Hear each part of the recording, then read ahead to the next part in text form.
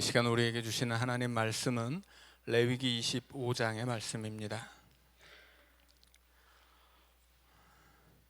레위기 25장 1절부터 12절까지의 말씀입니다.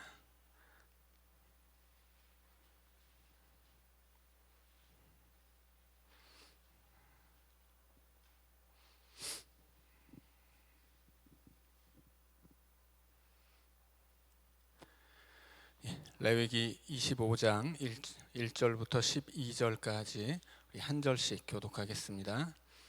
여호와께서 시내산에서 모세에게 말씀하여 이르시되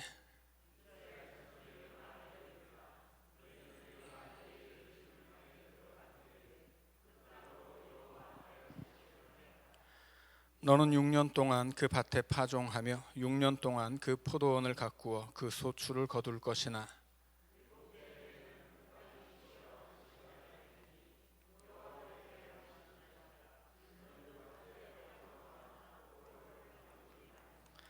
네가 거둔 후에 자라난 것을 거두지 말고 가꾸지 아니한 포도나무가 맺은 열매를 거두지 말라. 이는 땅의 안식년임이니라.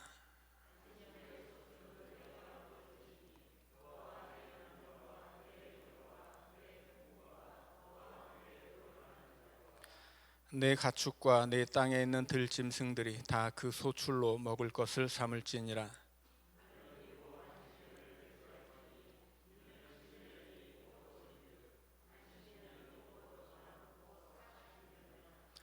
일곱째 달 열흘날은 속죄일이니 너는 뿔라팔 소리를 내되 전국에서 뿔라팔을 크게 불지며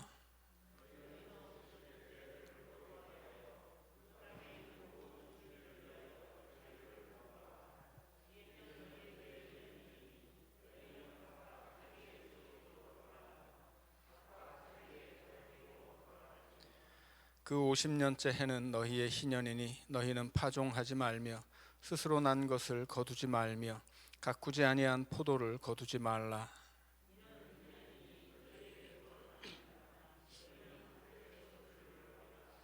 아멘. 레위기 25장은 구약 시대에 있었던 희년에 관한 이야기입니다. 희년을 구약 성경 안에서 이게 희년을 보니까 굉장히 반가운 마음이 듭니다. 예전에 한 거의 30년 전쯤에 우리 교단에서 1995년을 우리 민족의 희년으로 선포하고 희년 운동을 벌인 적이 있었습니다. 지금이야 워낙 오래됐기 때문에 이제 기억하는 분들 별로 없으실 텐데 그때 우리 교단에서 총회 차원에서 찬양 팀을 하나 만들었어요. 그 이름이 새하늘 새 땅이었는데 제가 그 팀에서 기획을 하고 베이스 연주를 했었거든요. 그때 당시에 제가 20대 중반이 조금 안 됐을 때였는데 이제 음반을 만들기로 했었습니다. 그래서 이제 음반을 제작을 해야 되는데 제가 기획자니까 돈을 받아가지고 이제 그걸 관리를 해야 되는데 이걸 이제 은행에 맡겨야 되잖아요. 근데 그때 제가 2천만 원을 받았습니다. 30년 전에. 그때 대학 등록금이 불과 100만 원 정도였는데 한 2천만 원을 제 손에 딱 쥐니까 손이 이렇게 부들부들 떨리더라고요. 그래서 은행까지 가는 길에 그 2천만 원을 혹시라도 잊어버릴까봐 손에 꽉 쥐고 주머니에 손을 넣고 누가 이거 또 보면 안 되니까 손에 2천만 원짜리 수표를 손에 쥐고 이걸 주머니에 넣고 그리고서 이제 은행에 가서 이제 입금할 때까지 그걸 이제 놓지 않았던 기억이 있습니다. 그래서 그때 이렇게 학교를 휴학하고 이제 그 찬양 사역을 위해서 한 2년 정도 이제 학교 휴학하고 이제 전임 사역을 했었는데 그러면서 이제 그 안에서 어떤 기독교 찬양 운동이나 혹은 이런 희년에 관련된 여러 가지 일들을 하면서 배운 것도 많았죠. 근데 가장 기억에 남는 게 그때였어요.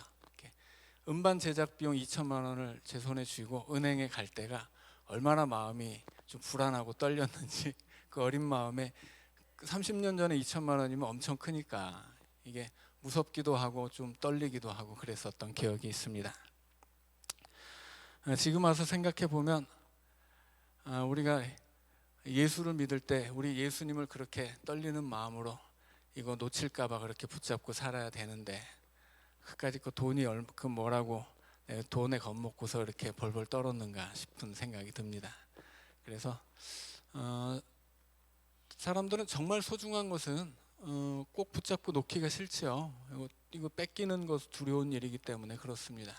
대체로 사람들이 뭐 돈, 뭐 혹은 건강 뭐 이런 것들 뺏기면 불안하고 또 두렵고 힘드니까 그걸 이렇게 어떻게든 그거를 붙잡고 누가 뺏어갈세라 놓치지 않으려고 하는데, 실은 그보다 훨씬 더 중요한 것은 우리가 믿는 예수님이죠. 예수님 놓치지 않도록, 그렇게 세상 사람들이 돈 붙잡고 사는 것처럼, 건강 잃기를 원하지 않는 것처럼 우리는 예수님 잃지 않기를 원하며 그렇게 살 수 있기를 바랍니다. 그래서 저한테는 희년이라는 주제가 너무 반갑고 또 한편으로는 좀 그리운 마음도 생기는 주제입니다. 레위기 25장 전체는 희년에 관한 이야기예요. 이 앞에 이제 안식년도 나오지만 안식년에 대해서 다 말하지 않거든요. 안식년을 안식년이라고도 하지만 면제년이라고도 합니다.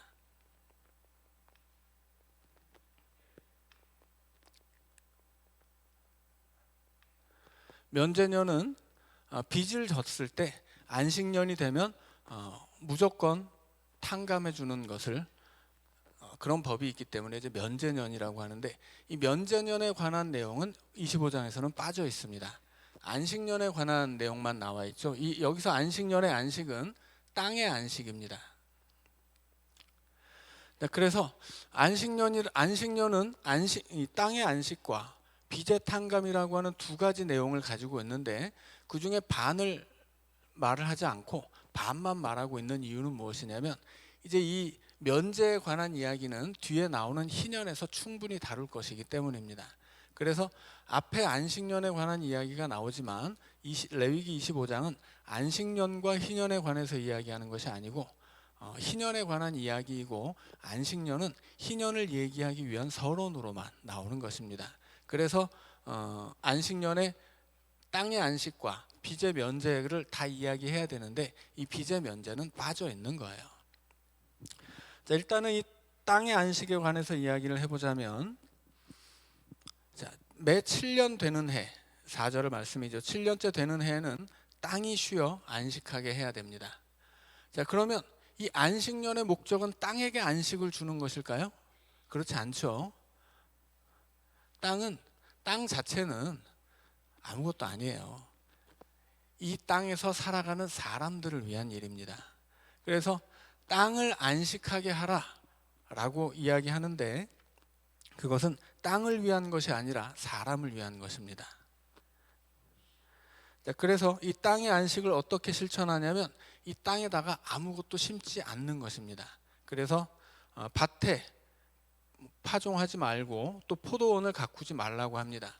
자, 말씀드린 것처럼 이스라엘에는 두 가지 농사가 있다고 말씀드렸죠. 하나는 곡식 농사, 하나는 과실 농사입니다. 과실은 뭐 포도, 올리브 이런 거죠. 자, 곡식은 밀과 보리입니다. 자, 밀과 보리는 먹어야 되는 양식이고, 포도와 올리브는 수출해서 이익을 얻을 수 있는 열매들이었습니다. 이 시대에는 포도와 올리브가 뭐 거의 현금처럼 거래될 정도로 이렇게 굉장히 귀한 작물이었다고 합니다. 그래서 봄에 밀과 보리를 추수하면 이것으로 이제 1년을 먹고 살고, 그리고 가을에 포도와 올리브 같은 과실을 추수해서 이걸 또 팔아가지고 그걸로 또 양식을 사기도 하고 했었던 것이 이스라엘의 농사입니다. 그런데 7년째 되는 해에는 이걸 하지 말라는 거예요. 우리 어른들 이렇게 땅 조금만 있으면 그거 이렇게 본인이 농사를 지을 힘이 없으셔도 하여튼 뭐라도 막 심으시죠. 그러면 이제 자녀들이 가서 막 다 농사를 지어야 되는 일도 생깁니다. 여튼 땅이 있는데 이걸 놀리는 것은 농사 짓는 분들에게는 있을 수가 없는 일이에요. 그런데 하나님은 너희들이 그 땅을 차지하고서 들어갔을 때 그 땅에서 7년째 되는 해에는 농사를 짓지 말아라, 이렇게 명령하신 것입니다. 자, 그런데 농사를 짓지 않으면, 예를 들어서 여기 이렇게 이만큼 땅이 있는데 여기다 이게 뭐 밭이건 과수원이건 농사를 짓지 않으면 여기서 아무것도 나지 않겠습니까? 그렇지 않죠. 뭐든지 나게 돼 있어요. 밭도 마찬가지고 과수원도 마찬가지죠. 가꾸지 않아도 어느 정도는 나게 되어 있습니다. 그러면 여기다가 파종만 금지하는 것이 아니라 파종과 함께 추수를 금지합니다.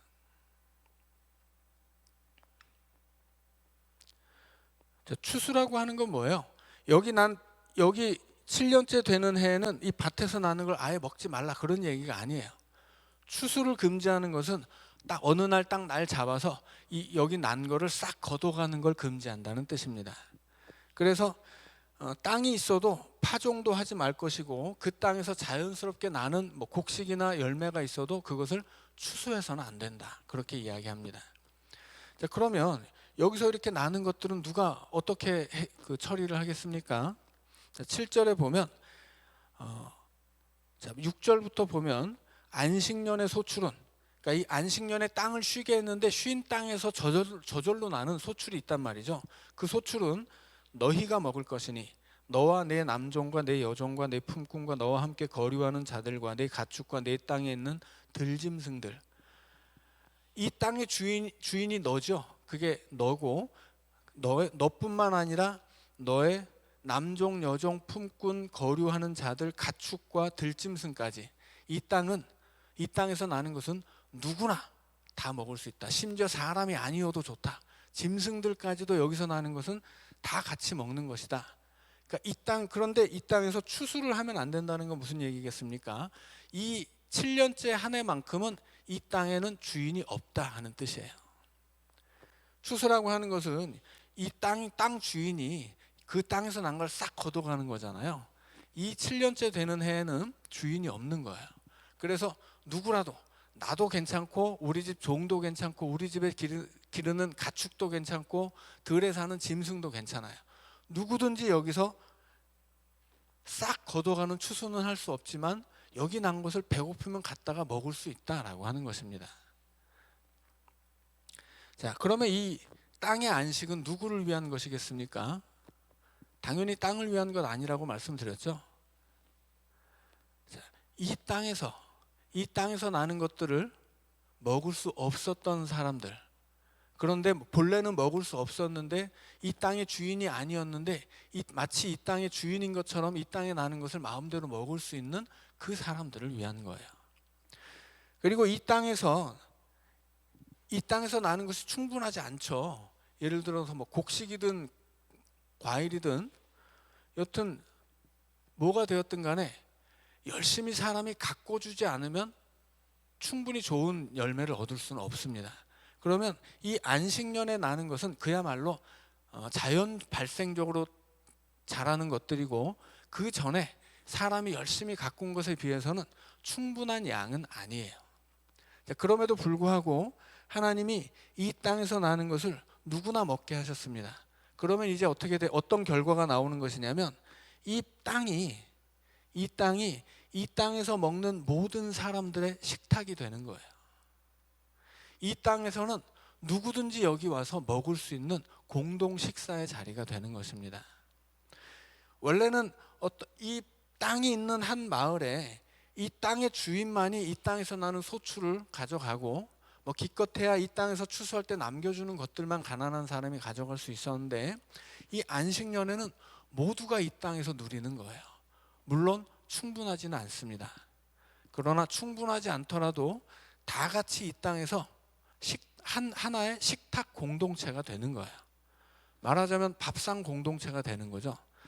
유대 사회에서, 이스라엘 안에서 함께 밥을 먹는다는 것은 무슨 뜻이라고요? 이것은 우리 가족이다, 우리는 하나다, 그런 뜻이라는 걸 말씀드렸습니다. 하나님은 7년에 한 번씩 땅의 소유주에게서 그 소유권을 빼앗는 거예요. 그래서 이 땅을 공동의 소유로 돌리고 비록 적은 것이 날지라도 같이 먹어라, 그렇게 명령하시는 것입니다. 그럼 이 땅의 주인은 좀 억울할 수 있죠. 아니, 이 땅은 내 땅인데, 아니 하나님 왜 내 땅을 뺏어다가 이렇게 하나님이 인심 쓰시는 거예요? 이렇게 물어볼 수도 있겠죠. 그런데 그렇게 말할 수 없어요. 왜냐하면 25장 23절을 보면 하나님은 이렇게 말씀합니다. 토지를 영구히 팔지 말 것은 토지는 다 내 것임이니라. 너희는 거류민이요 동거하는 자로서 나와 함께 있느니라. 이 땅은 이 세상에서는 이 땅을 자기가 주인이라고 주장하는 사람들이 분명히 있음에도 불구하고 이 땅은 근본적으로 하나님의 것이에요. 이 땅만 하나님의 것일까요? 우리가 발 딛고 있는 이 땅도 하나님 것이죠. 이스라엘 땅만 하나님 것이 아니고 대한민국 땅도 하나님 것이라는 말씀입니다. 왜냐하면 하나님이 이 세상을 창조하셨기 때문이죠. 우리는 거류민일 뿐이에요. 전도서가 그런 이야기를 합니다. 전도서가 딱 이렇게 땅이 있고 해가 있으면 이 해 아래 사람들이 거쳐간다는 거예요. 땅과 땅을 비추는 해는 이 세상이죠. 이거 천지라고 하죠. 이 천지는 계속 있는데 사람들이 그저 왔다 간다라고 하는 거예요. 그래서 땅과 하늘은 늘 같이, 땅과 하늘은 여상하지만 여기를 거쳐가는 사람들은 잠시 왔다 들려가니 그 인생이 헛된 것이다, 이렇게 이야기합니다. 헛되다라고 하는 것은 헤벨이라고 하는데 이것은 아주 짧다는 뜻이에요. 아주 작다는 뜻이기도 하고 아주 짧다는 뜻입니다. 그러니까 헛되다고 해서 헛되다라고 하는 것은 이것은 뭐냐면 가치평가죠. 헛되다, 반대는 귀하다. 이것은 가치평가예요.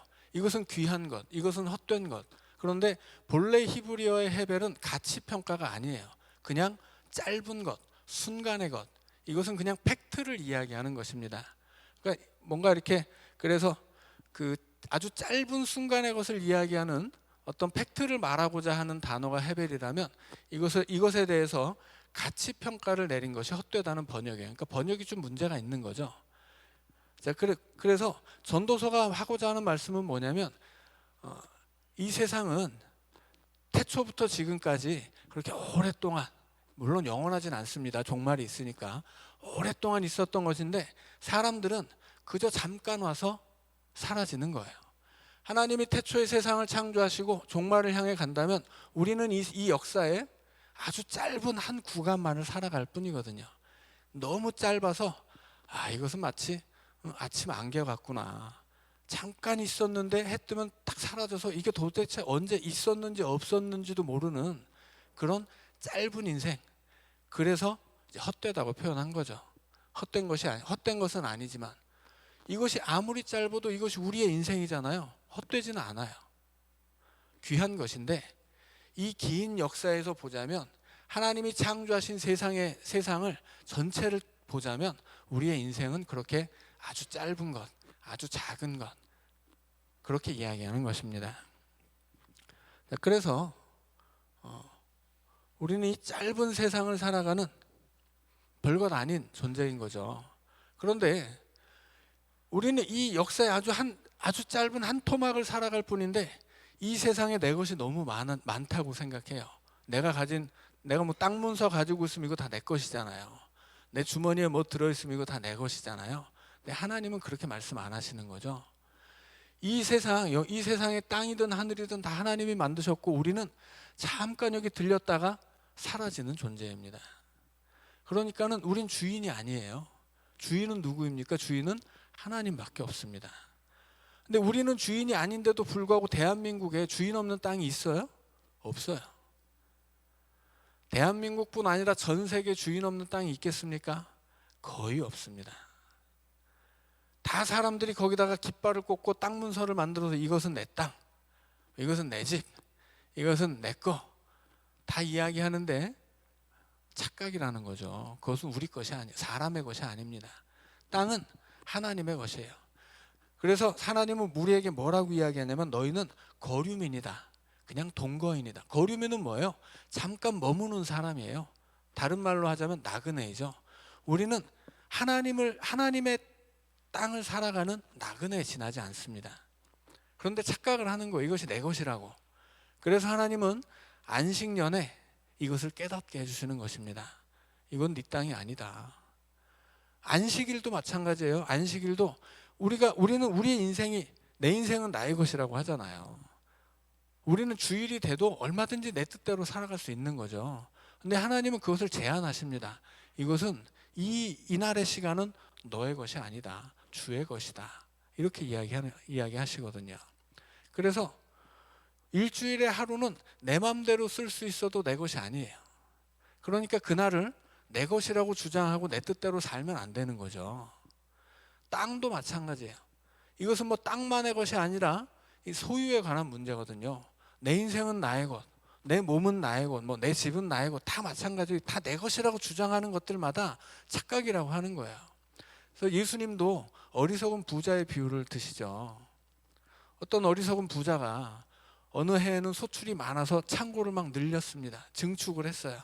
거기다 양식을 가득 채워놓고 이제 나는 이제 행복하구나, 나는 이제 편안하겠구나, 내 인생에 무슨 문제가 있겠느냐, 내가 이렇게 많은 것을 가졌으니 나는 이제 됐다, 이렇게 얘기하니까 하나님 뭐라고 말씀하십니까? 아유 어리석은 사람아, 오늘 밤 너의 생명을 내가 가져가면 그것이 누구 것이냐? 네 것이 아니라고 하는 거예요. 이 세상에 우리가 가지고 있는 것은 내 것이 아니에요. 이것은 뭐 내가 가지고 있는 소유뿐 아니라 나 자신조차 그렇습니다. 나 자신도 나의 것이 아니에요. 그런데 사람들은 내 것이 아닌 것을 가지고서 다 거기다 이름표를 붙이고 소유권을 정해서 이것은 내 것이고 이것은 너의 것이고 이것은 뭐 누구의 것이고 이런 얘기를 한단 말이죠. 그래서 하나님은 안식년이 되면 그 모든 소유권을 무로 돌려버리는 것입니다. 이건 너희 것이 아니다. 이 해에는 그것을 깨달으라고 하는 거예요. 그래서 그 땅이라고 하는 것, 이것은 오직 하나님의 것이라고 하는 것을 깨닫게 해주는 해, 그것이 안식년입니다. 그리고 그것을 깨달으면서 또 뭘 하는 거예요? 본래는 나의 것이었는데 이것을 내 것이 아니라고 고백을 합니다. 그리고 어떻게 해요? 내 것이었던 것을 모두와 함께 나누는 거예요. 이것을 내 것이라고 가지고 있을 때는 나는, 내 소유는 나만을 위한 것입니다. 그런데 이것이 순식간에 모두의 것이 되는 순간 이것은 나만을 위한 것이 아니라 모두를 위한 것이 되죠. 나를 넘어서서 모두를 위한 소유, 다른 말로 하면 그것이 바로 사랑이죠. 그게 이웃 사랑이에요. 그래서 하나님은 이 안식년을 맞이할 때마다 이 세상에 나의 소유가 없음을 깨닫게 하시고 나의 소유라고 여겼던 것들로 모두의 소유를 삼아서 그 모두와 함께 사랑을 나누며 살도록 이 법을 정하셨다 하는 거예요. 자, 그래서 하나님은 이 안식년을 통해서 우리에게 두 가지 교훈을 주시는 거죠. 내 것이 없구나. 내가 내 것이라고 여겼던 것 내 것이 아니었구나. 그리고 내 것이라고 여겼던 그것으로 내가 사랑해야 하는구나. 나눠야 되는구나. 그것을 하나님이 원하시고 나에게 요구하신다 하는 것입니다. 그것을 깨닫고 실천하는 그 해가 안식년이에요. 안식년의 또 다른 이름은 면제년이라고 합니다. 면제년은 뭐 말 그대로 빚을 면제해 주는 해예요. 빚을 면제해 주는데 이 빚이 왜 생기냐면 가난한 사람이 가난하기 때문에 돈을 빌리는 거예요. 이 시대에는 가난의 이유가 가장 큰 가난의 이유가 먹고 살기 힘들어서입니다. 그러니까 농사를 지어도 충분히 거둘 수 없기 때문에 사람들이 이 양식이 없으면 어떻게 해야 돼요? 옷은 없으면 벗고 다녀도 되지만 양식이 없으면 이건 구워서 먹어야 되는 거예요. 다행히 이 이스라엘은 따뜻하기 때문에 옷이 없으면 좀 벗고 다녀도 괜찮습니다. 그런데 밥이 없으면 어떻게 해요? 밥이 없다고 안 먹을 수는 없죠. 그럼 어떻게 합니까? 빌려야 돼요. 빌렸는데 돈이 없어서 양식을 못 사고 양식이 없어서 굶으니까 계속 굶다 보면 죽으니까는 어쩔 수 없이 돈을 빌렸는데 갚지 못하게 되면 어떻게 됩니까? 그러면 땅으로 갚아줘야 돼요. 이스라엘 백성들이 가나안 땅에 들어올 때 이것이 가나안 땅이면 이 땅을 지파별로 나누죠. 지파별로 12개로 나누고 지파 안에서 가문별로 나누고 가문 안에서 가족별로 나눴어요. 그리고 가족에서 아이들이 태어나면 그 아이들에게 계속 땅을 물려주죠. 그래서 이 땅에 뭐 단 한 평이라고 할지라도 이 땅에 사는 사람들은 이 땅을 다 소유하고 있었어요. 왜 이 땅을 소유해야 됩니까? 이 땅은 약속의 땅이기 때문이에요. 하나님이 약속하신 땅을 내가 가지고 있다는 것은 이 땅에 내 소유가 있다는 것은 내가 그 약속의 백성이라는 뜻입니다. 그래서 이 땅이 굉장히 중요해요. 이스라엘 백성들이 뭐 애굽에서든 바벨론에서든 이 땅으로 와야 하는 이유는 무엇이냐면 이 땅이 약속의 땅이기 때문이에요. 그리고 이 땅을 가진다는 것은 그 약속을 내 손에 쥐인다는 뜻입니다. 그래서 이 이스라엘 백성들은 본래는 땅을 매매할 수가 없어요. 매매하는 것이 원칙적으로 금지되어 있습니다. 이것은 땅 자체가 하나님의 원소유자가 하나님의 소유이고, 그리고 그 땅을 내가 가지고 있다는 것은 내가 그 하나님의 약속 안에 있다는 증거였기 때문에 이 땅을 함부로 남에게 팔거나 사서는 안 되는 것입니다. 그래서 구약 성경에 보면 나봇의 포도원 이야기가 있죠. 아합 왕이 자기가 넓은 땅을 가지고 있는데 그 땅 옆에 이 나봇이라고 하는 사람의 작은 포도밭이 있었단 말이에요. 그런데 야, 내가 그거 값 후하게 쳐줄 테니까 나한테 넘겨라. 그런데 싫다고 하죠. 왜 싫습니까? 이것은 조상들에게 물려받은 땅이에요. 이것은 팔고 싶다고 팔 수 있는 땅이 아니고 사고 싶다고 돈을 많이 준다고 살 수 있는 땅이 아니라는 것입니다. 그래서 안 된다고 했더니 어떻게 합니까? 모함을 해서 그를 죽이고 땅을 빼앗죠. 그래서 결국 하나님이 선지자를 보내서 나봇이 죽은 곳에서 개들이 너의 피를 핥을 것이다, 이렇게 예언을 합니다. 결국은 아합의 아내 이세벨도 다 같이 그 나봇이 죽은 그곳에서 죽음을 당해요. 결국 하나님이 약속하신 땅을 그렇게 강제로 힘으로 빼앗는 것, 빼앗는 과정에서 또 누군가를 해치는 것, 당연히 하나님이 심판받을 일이었죠. 그래서 이 땅은 여튼 하나님의 소유인데 이 땅을 나눠받은 사람들이 이 땅을 팔아서도 안 되고 살 수도 없는 것인데 가난해지면 어쩔 수가 없어요.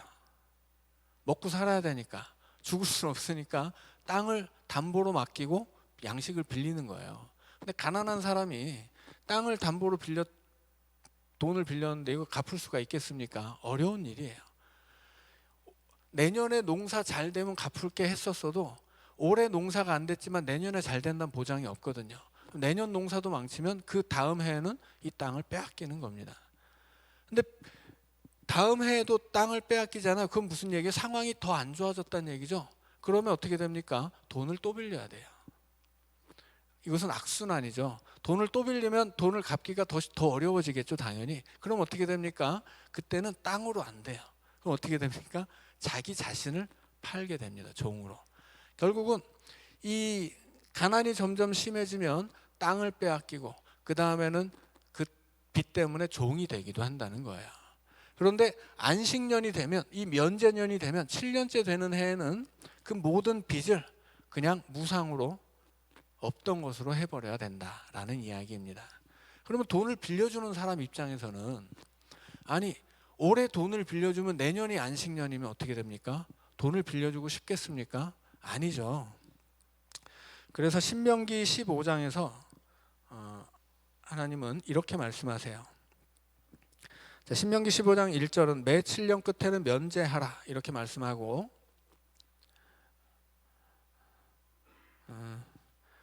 15장 8절에서 반드시 내 손을 그에게 펴서 그에게 필요한 대로 쓸 것을 넉넉히 구워주라, 이렇게 말씀하세요. 그러니까 이 신명기 15장에는 면제년의 안식년을 설명할 때 면제에 관한 이야기도 충분히 설명이 되는데, 이 이야기를 하면서 하나님이 아주 친절하게도, 야 너희들 빌려주고 나서 면제년 가깝다고, 평소에는 잘 빌려주다가 면제년 가깝다고 안 빌려주면 안 돼. 가난한 사람이 꾸기를 원하면 너희들 아낌없이 꾸어줘야 돼, 이렇게 친절하게 설명을 해주십니다. 자, 그리고 그렇게 말씀하신 다음에 10절에서 줄 때는 아끼는 마음을 품지 말 것이니라. 이로 말미암아 내 하나님 여호와께서 내가 하는 모든 일과 내 손이 닿는 모든 일에 내게 복을 주시리라, 그렇게 이야기하십니다. 어려운 사람 있으면 아낌없이 구워줘라. 그럼 또 하나님이 너에게 아낌없이 주시지 않겠느냐, 그렇게 말씀하는 거죠. 그래서 이 면제년에는 매 7년째 되는 해는 안식년이라서 땅을 안식시키고 그 땅에서 나는 것들을 그 마을의 모두가, 모든 생명이 같이 나눠서 먹고요. 그 해를 또 면제년이라고 부르면서 빚을 진 사람들의 빚을 그냥 조건 없이 탕감해 주는 해이기도 합니다.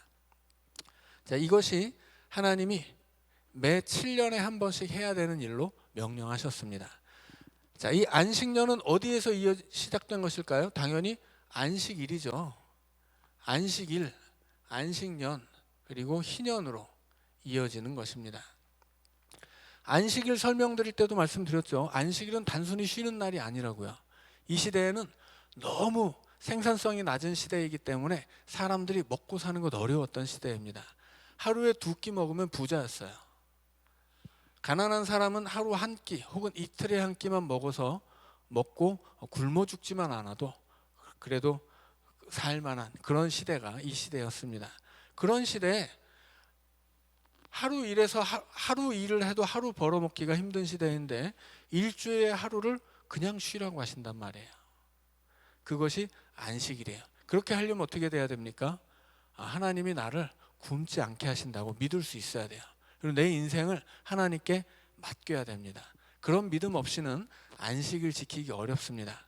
안식년도 마찬가지죠. 이제까지 내 소유가 분명한데 이 해에는 포기하고 내 것인데 내 땅에서 나는 것을 모두와 함께 나눠 먹으라고 하니 이런 답답한 법이 어디 있어요? 이것은 가난한 자들의 입장에서 보면 아주 2팔을 들고 환영할 대단히 좋은 일이지만 이 땅을 가진 사람들, 돈을 꾸어준 사람들에게는 아주 안 좋은 이야기죠.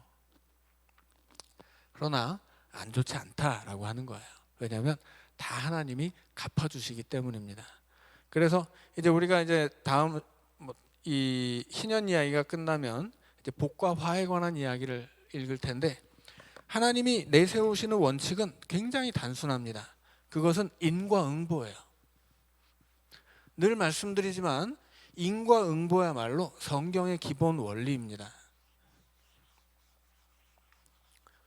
콩 심은 데 콩 나고 팥 심은 데 팥 나는 것처럼 선한 삶을 살면 하나님 복을 주시고 악한 삶을 살면 저주를 받고 멸망한다 하는 거예요. 그래서 이 인과응보를 하나님은 다른 말로는 이것을 공의라고 합니다. 심은 대로 거두는 거예요, 인생은. 그런데 우리가 사는 세상은 너무 악하기 때문에 내가 선한 것을 심어도 악한 것을 거둘 것 같고 악한 것을 심어도 선한 것을 거둘 수 있을 것 같아요. 실제로 세상 사람들은 그렇게 삽니다. 열심히 일을 해도 일한 만큼 얻기가 어렵죠. 어떤 사람들은 거짓말을 하고 법을 어겨서 이득을 얻지만 정직한 사람들은 그 이득을 놓치기 일쑤예요. 그러니 세상에서는 악한 것을 심어야 더 많이 거두고 좋게 거두고 선한 것을 심으면 손해보고 가난해지고 억울해지고 이렇게 나쁜 것을 거둔다고 생각하기 쉽단 말이죠. 근데 하나님은 아니야. 인과응보야.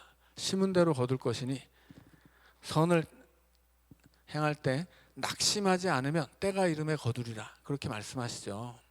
그래서 하나님 하박국에게도 말씀하시잖아요. 의인은 믿음으로 사는 것이다.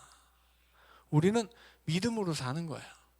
하나님 믿고 사는 겁니다. 하나님이 내가 믿음으로 선하게 살면 내게 복 주시리라고 믿고 사는 거예요. 이 세상에 그 무슨 잘 사는 사람, 성공한 사람들이 있어도 그것이 악으로 얻은 것이라면 그 사람은 저주받은 것이고 그런 사람들의 삶은 멸망할 것이라고 믿고 사는 거예요. 그래서 하나님은 하나님만의 원칙을 하나님의 백성들에게 명령하시는 거예요. 그냥 인간적인 눈으로 보자면 당장은 손해를 보는 것 같죠. 그러나 아니라고 하는 것입니다.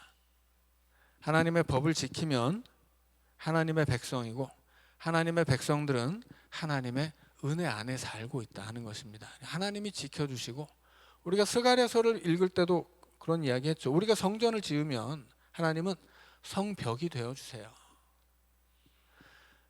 성전을 짓지 않고 내가 성벽을 짓겠다 그러면 이 성벽은 지어도 쓸데가 없습니다. 적들 앞에 무너질 수밖에 없거든요. 그러나 내가 성전을 지으면 성벽 짓지 않아도 좋아요. 왜냐하면 하나님이 지켜주시니까.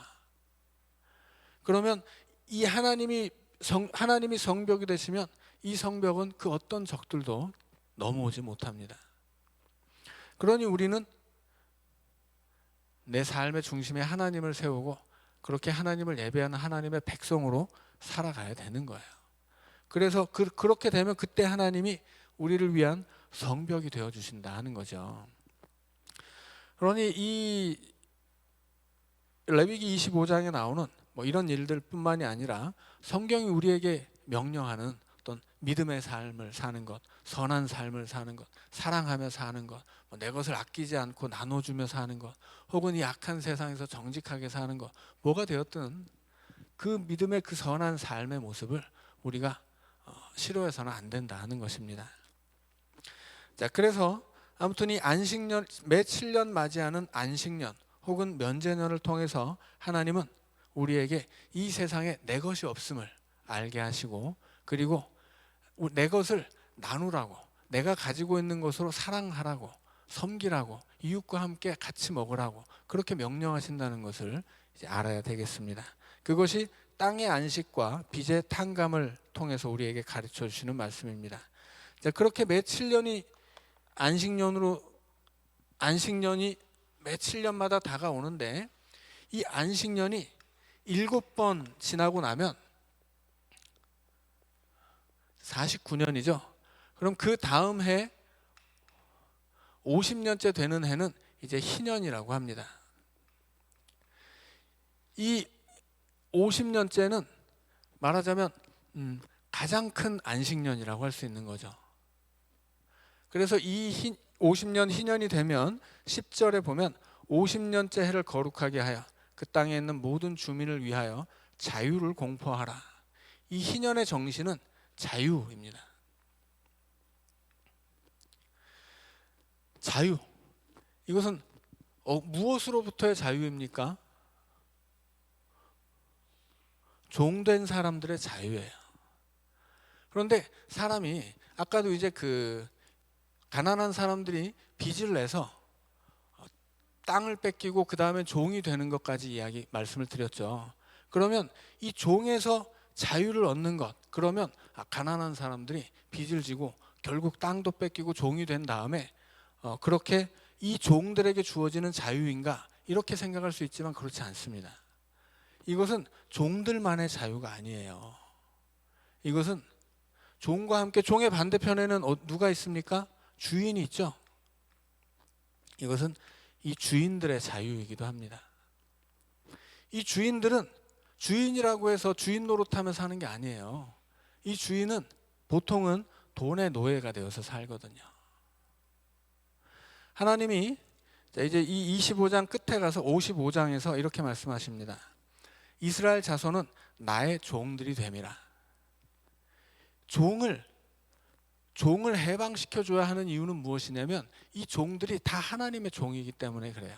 그래서 어떤 이스라엘 자손들도 사람의 종이 되어서는 안 된다 하는 말씀입니다.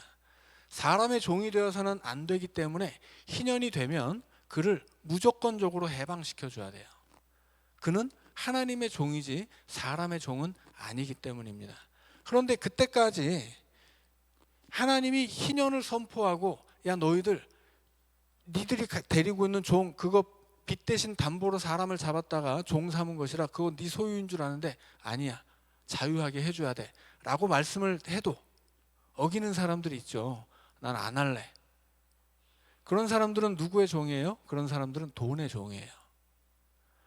하나님의 종.